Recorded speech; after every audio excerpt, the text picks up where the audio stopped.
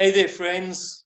I hope you're doing well in these times of challenge and uncertainty.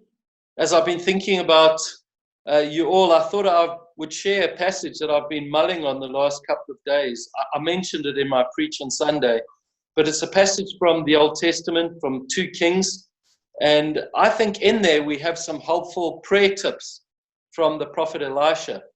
Now, the background to this story is that the king of Syria and the king of Israel were at war with one another.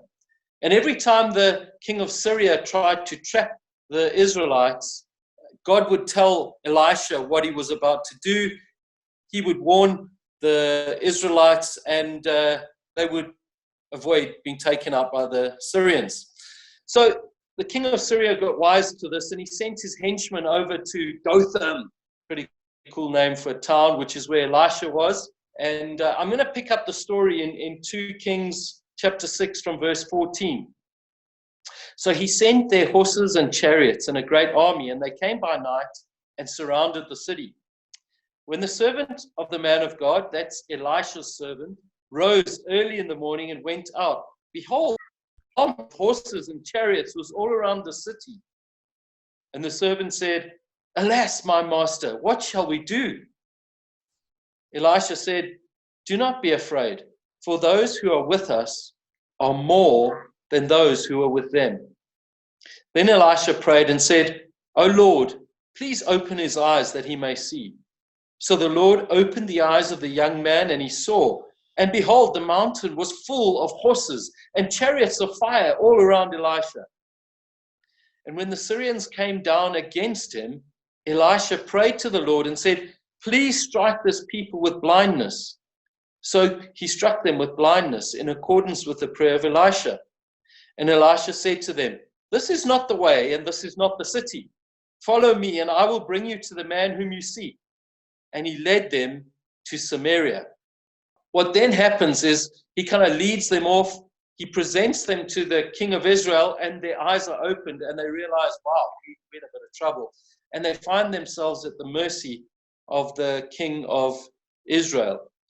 Now, I think there's 2 helpful prayer points here. The first one is Elisha prays for his servant, and he prays, "Oh, open his eyes, Lord, so that he might see that they're more for us than they are against us."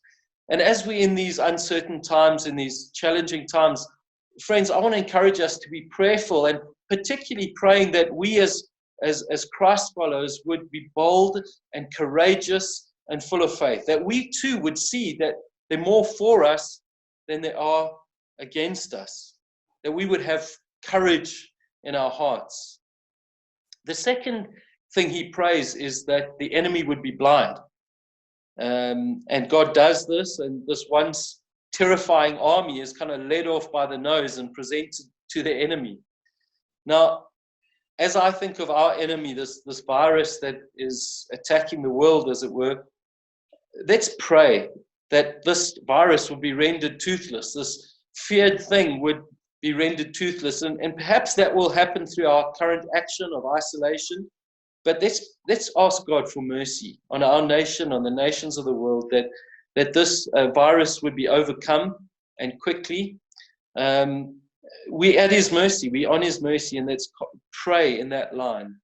And so I hope that's encouraging to you. I hope that can help you if you're wondering what to pray. Pray for those 2 things. Pray that we would be a people of courage and a people of faith, and let's pray that this enemy would be rendered toothless. Guys, have a fantastic day. I pray that this isolation time would be fruitful in so many ways in your family, among your friends, and in your relationship with Jesus.